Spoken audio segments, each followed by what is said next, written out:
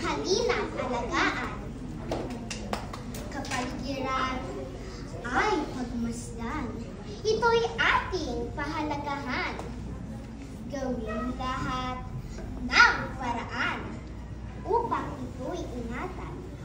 Itapon ng basura sa tamang lagayan. Reduce, reuse, recycle ay kailangan upang ang basura ay malimitahan. Magtanim ng puno at halaman, huwag kaluhin ang kagubatan upang ang baha ay di maranasan. Pagpuno ng lupa ay maiwasan. Pagsusunog ng basura ay iwasan upang ang ozone layer ay di tamaan.